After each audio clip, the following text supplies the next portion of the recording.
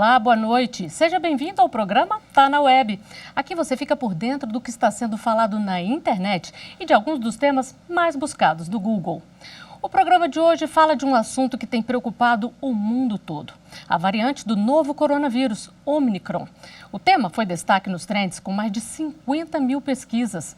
Batizada de Omicron, a nova variante foi identificada em Botsuana, país vizinho à África do Sul, em meados de novembro. Segundo a Organização Mundial da Saúde, a variante pode se tornar responsável pela maior parte de novos registros de infecção pela Covid-19 no mundo. A Agência Nacional de Vigilância Sanitária confirma os primeiros casos no Brasil. Agora, além da preocupação, a Omicron vem deixando muitas perguntas em aberto. E quem conversa comigo hoje sobre esse tema é a doutora Ana Helena Germoglio, médica infectologista. Boa noite, doutora Ana.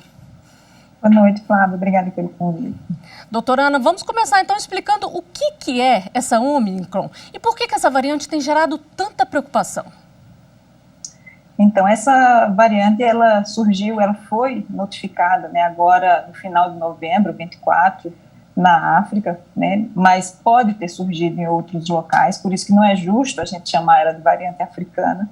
E a gente já sabe que na proteína spike, que é aquela proteína onde o vírus penetra, se conecta à nossa célula para penetrar, possui uma gama de mutações. E ali, né, isso faz com que ela seja classificada como variante de preocupação, né, porque a gente não sabe ainda se ela vai ter uma maior infectividade, uma maior transmissibilidade, uma maior virulência, a capacidade de causar mais casos graves.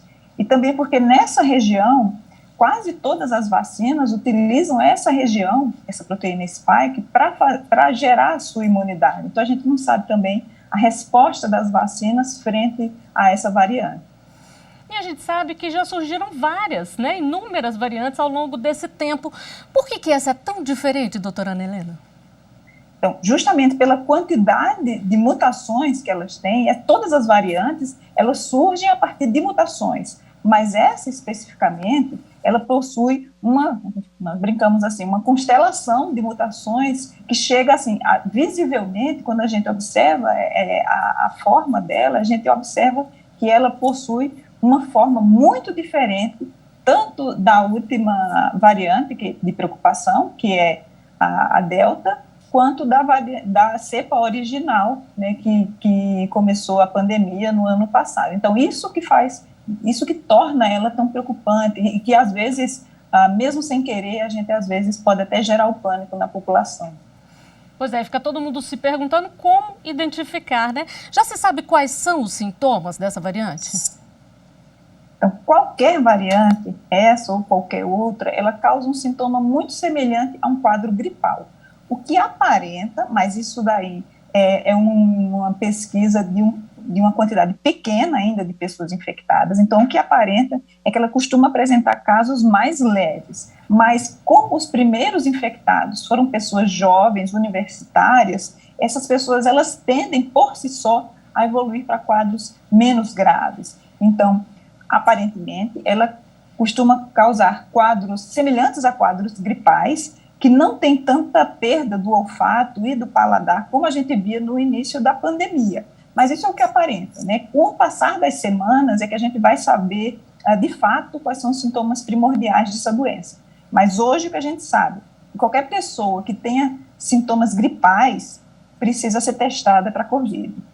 Pois é, e a gente sabe que é muito cedo ainda e tem mais perguntas do que respostas, mas já dá para especular aí se ela é mais transmissível, se ela é mais letal do que as outras variantes ou ainda é muito cedo mesmo? Inclusive já anda circulando aí nas redes sociais e reportagens também, gráficos mostrando que essa variante, ela aparenta sim, realmente tem uma transmissibilidade maior, mas esse gráfico a gente precisa olhar com bons olhos, né? Porque esse gráfico ele é a partir de população afetada, sendo que essa população ela não tem um esquema vacinal um percentual tão grande como o nosso. Por exemplo, a população africana ela tem cerca de 7% da população vacinada, diferente aqui do Brasil, que a gente tem quase 70% de vacinados. Então, o que aparenta é que realmente tenha uma transmissão maior, né? Mas, de novo, é uma transmissão numa população não vacinada. Nos vacinados, por exemplo, aqui no Brasil, a gente não sabe como vai se comportar, mas a gente também precisa salientar que a gente tem quase 70% de vacinados, mas tem mais de 30% de não vacinados. E tem regiões do Brasil, principalmente no norte, né, que ainda a gente tem um baixo percentual de vacinação. E aí, onde surgiu a variante Gama, pode surgir também ou um aumento da nova variante, a Ômicron, ou uma nova variante. Pois é, a senhora falou em vacinação, acho que essa é a grande esperança que todo mundo sempre teve, né, em relação à vacina. O que a gente pode dizer da Ômicron? Já tem algum estudo, alguma análise que fala como ela vai se comportar com as vacinas já existentes? Já existem alguns estudos preliminares, mas são muito preliminares, que aparenta que realmente tenham uma resposta, uma eficácia das vacinas frente a essa. Mas são estudos muito preliminares. Mas mesmo, o que a gente fala é, mesmo que se tenha uma redução, até uma redução importante, de eficácia de vacinação, de eficácia de imunidade da vacina, de qualquer que seja a vacina, frente à variante nova ou qualquer variante que venha a surgir, qualquer eficácia é menor do que nenhuma eficácia. Então, mesmo que a proteção, ela, se porventura ela reduza, é melhor do que a gente não ter proteção nenhuma. E outra coisa, as vacinas hoje em dia, elas têm plataformas que são muito lábeis, então é muito mais fácil a indústria partir da agora, da vacina já pronta, né, e adaptar a uma variante nova do que começar do zero a produção de uma vacina. Mas, de novo, a gente frisa, né, mesmo que tenha uma redução de resposta, qualquer imunidade, mesmo que seja menor, é melhor do que não ter nenhuma imunidade. Então, continua valendo a regra de que precisa vacinar todo mundo. Pois é, a senhora falou uma coisa interessante aí. A questão das vacinas, elas podem ser adaptadas, então? Seria isso a gente falando de um modo leigo? Isso. Quando a gente fala que tem uma plataforma que é flexível, então a vacina ela pode se adaptar, claro que isso vai custar tempo e dinheiro, né, mas é muito mais prático, mais rápido do que partir do zero. Então pode-se pegar uma vacina que reduziu a sua eficácia, né, e melhorar. Por exemplo, a vacina da influenza, acontece isso todo ano. Pega-se os vírus, as cepas circulantes do ano anterior e adapta ela para uma nova formulação de vacina. É isso que acontece com a vacina da influenza todo ano. E muito provavelmente a gente vai precisar de adaptações ou para essa ou para outras variantes para a Covid. Então, assim, isso não é nenhuma novidade para a indústria farmacêutica. Bom, a gente está falando aqui dessas variantes. Podemos esperar que vão surgir várias outras ainda, doutora Ana? Então, o mecanismo de defesa do vírus é sempre produzir mutação. Se essa mutação for benéfica para ele, então ela vai se perpetuar. Então, é daí de onde surgem as novas variantes. Cabe a nós acelerarmos o processo de vacina e também reduzir a circulação viral, e isso a gente reduz quando as pessoas, quem estiver doente, ficar em casa, ainda enquanto tiver uma alta circulação viral, a gente persistir no uso da máscara, evitar grandes festas. Então, cabe a nós reduzir essa circulação viral para que não aconteça novo surgimento de variantes. Mas é uma coisa que a gente sabe que ia acontecer, principalmente no local onde a gente tem um percentual de vacinados baixo. Isso também não é impossível de acontecer aqui no Brasil, né, porque a gente tem ainda algumas regiões que têm um percentual de vacinados baixo. Qualquer região onde tem uma alta multiplicação viral, com um percentual de vacinado baixo, é muito provável que surja uma nova variante. A gente já esperava que iria aparecer alguma, a gente só não sabia onde nem quando, mas a gente já esperava. Por isso que é importante a gente investir em testagem e em sequenciamento genético, porque quando eu testo, eu só sei que eu tenho o novo coronavírus, mas quando eu faço o sequenciamento genético, é que eu vou detectar se eu tenho uma nova variante. Pois é, a gente está falando aqui de pesquisa. Doutora Ana, a gente pode especular em um prazo para se ter respostas a todas essas perguntas que ainda estão na cabeça de todos nós?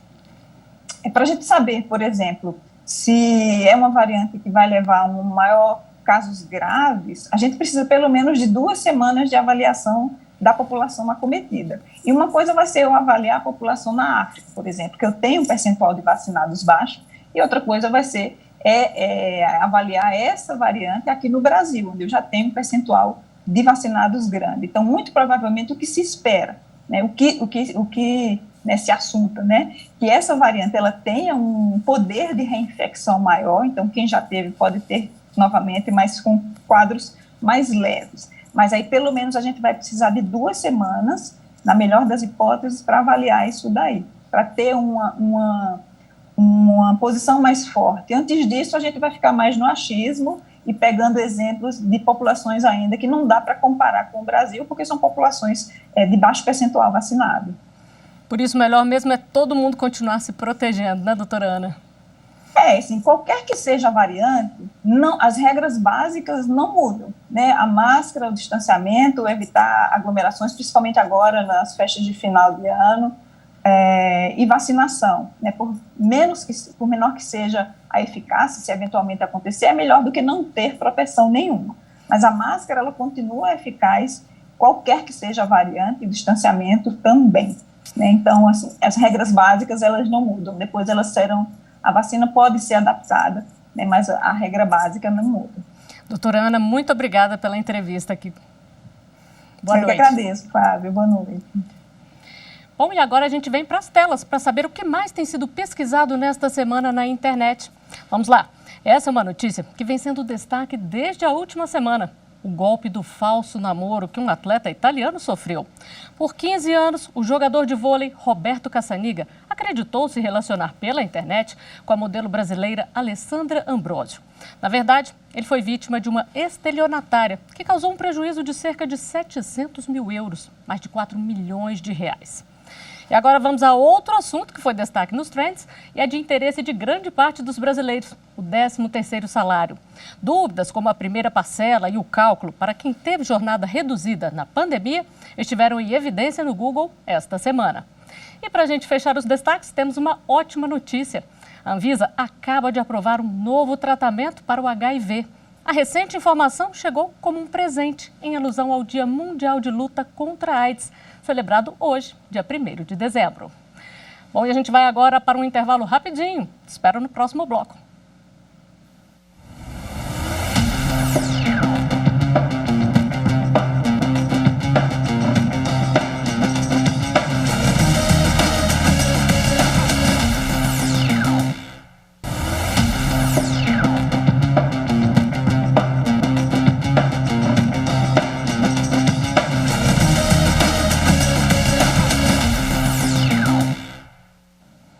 Tá na Web está de volta e vamos começar o segundo bloco mostrando para você a fake news que está sendo desmentida na nossa editoria semanal do Instagram, #EraFake, que mostra as notícias falsas que circulam nas redes sociais. Inclusive, se você ainda não segue a gente, o nosso IG é TV Justiça Oficial. #EraFake é a informação que circulou pelo WhatsApp dizendo que o CEO da Pfizer foi preso pelo FBI por fraudar dados da vacina contra a Covid-19. A farmacêutica negou a prisão do executivo, afirmando que seu nome não consta na lista de pessoas presas da Agência dos Estados Unidos. E na programação da TV Justiça, a gente também está desmentindo uma fake news que diz que o Brasil importou 500 toneladas de bananas contaminadas da Somália. Vamos ver.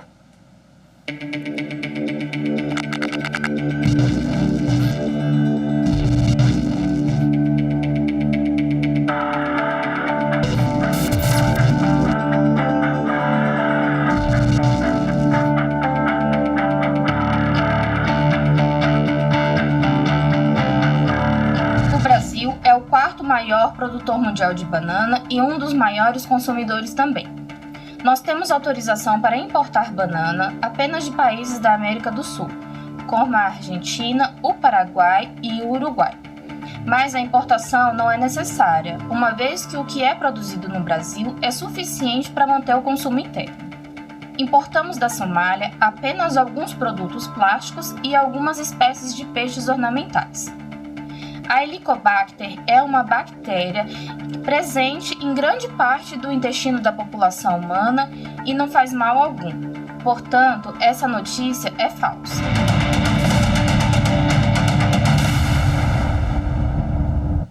E para falar mais sobre essa fake news, eu chamo o jornalista Zélmut Martin, que é especialista em gerenciamento costeiro pelo programa Train Sea Coast da ONU.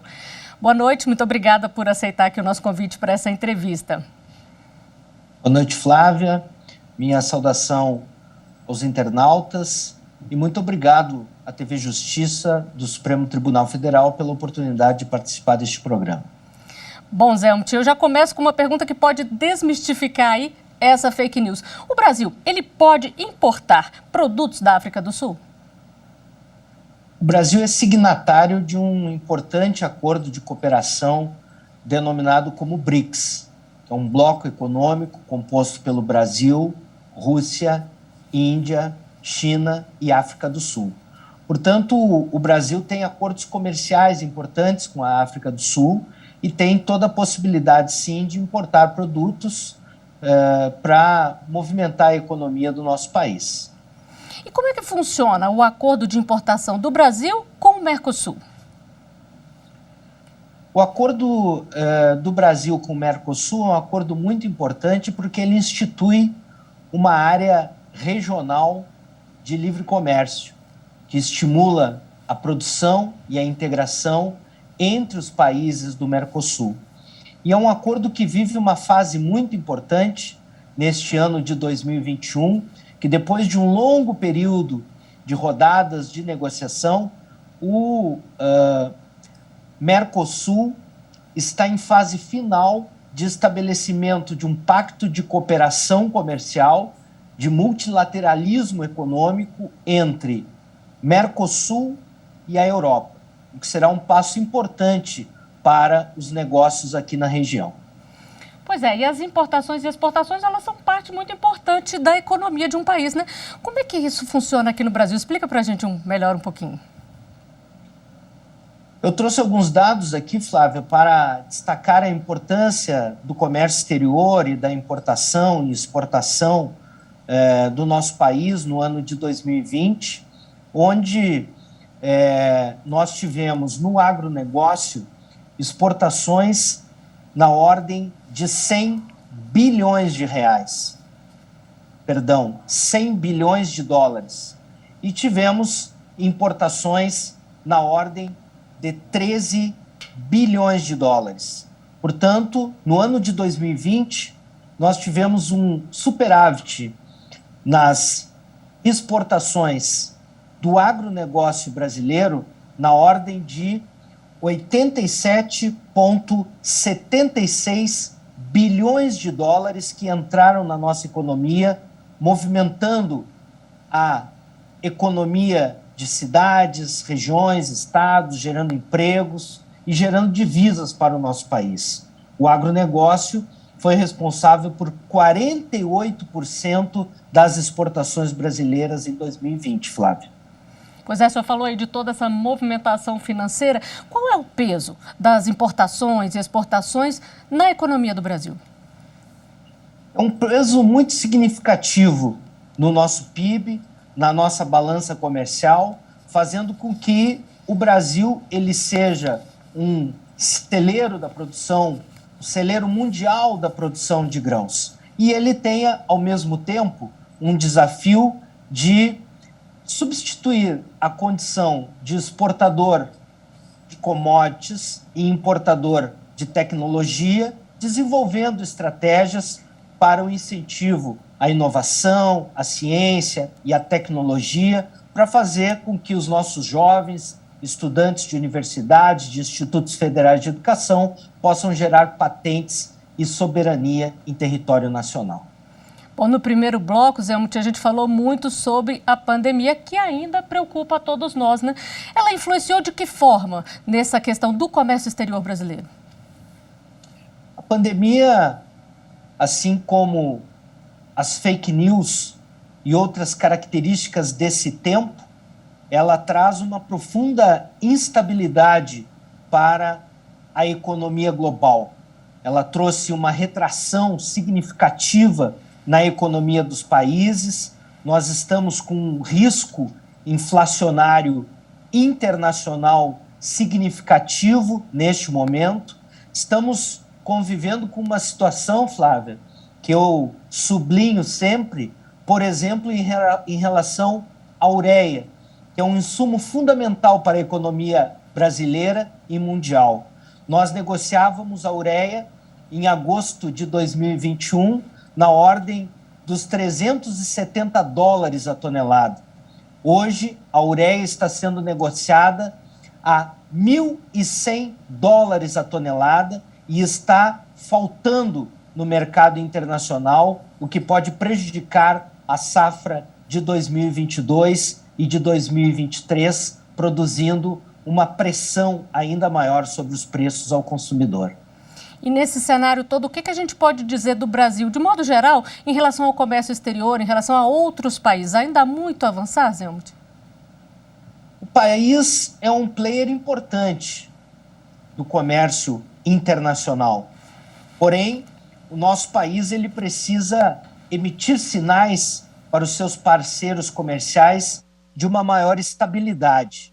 Ele precisa emitir sinais de amadurecimento, de amadurecimento democrático, de fortalecimento das relações entre as instituições nacionais e, fundamentalmente, assumir uma postura mais colaborativa na agenda climática global, alcançando e dando sinais efetivos de que está buscando atingir as metas do Acordo de Paris, se preparando agora para a COP27, que vai ocorrer em 2022, demonstrando ao mundo que está perseguindo a diminuição do desmatamento da Amazônia, a diminuição das queimadas, para que desta maneira o Brasil, que é o pulmão do mundo, Flávia, ele possa demonstrar efetivamente que está colaborando com a agenda climática para a descarbonização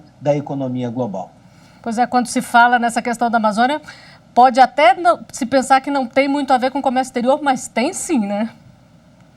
Tem tudo a ver porque, neste momento, a partir de uma participação muito tímida, vamos dizer assim, do Brasil na COP26, e a partir de compromissos que foram assumidos pelo Brasil na COP26, que têm contradições muito efetivas com os atos governamentais cotidianos internos no nosso país, neste momento, lamentavelmente, um conjunto de países da Europa, especialmente, e também da América, estão analisando a possibilidade de diminuir investimentos no nosso país. E isso, sem sombra de dúvidas, poderá ampliar os prejuízos que a sociedade brasileira tanto tem sofrido aí com a má gestão da pandemia da Covid-19. E o que pode, deve ser feito, ou que já está sendo feito pelo governo brasileiro para ampliar a inserção do Brasil no comércio exterior? Eu volto a destacar que é muito importante os sinais de serenidade, maturidade, tranquilidade, estabilidade política e econômica, estabilidade democrática, relação harmoniosa entre as instituições nacionais que o país precisa emitir para os seus parceiros em âmbito global. E, de outra parte, é fundamental, Flávia, que o governo brasileiro ele ative instrumentos como a PEX, por exemplo, para que os produtos brasileiros eles possam ser promovidos no exterior e, ao mesmo tempo, potenciais que o país tem em abundância, como as suas riquezas naturais, através do sol, do vento, da água, possam ser promovidas em âmbito global, porque a agenda da recuperação da economia internacional pós-pandemia da Covid-19, ela tem um centro no desenvolvimento das energias renováveis. Portanto, o Brasil precisa promover estes potenciais, estimulando o empresariado nacional, promovendo as empresas brasileiras, protegendo os empregos no país e, fundamentalmente, promovendo esses potenciais para atrair novos e mais investimentos. E que venham muito mais investimentos. Então, muito obrigada pela entrevista, Zé-Helmut. Muito obrigado, Flávia, e a minha saudação a todos os internautas, com um agradecimento renovado aqui para a TV Justiça do Supremo Tribunal Federal. Boa noite. Bom, eu vou ficando por aqui. Não deixe de acompanhar as nossas redes sociais, Instagram, Twitter e YouTube. Na semana que vem tem mais assuntos da web para você. Tchau!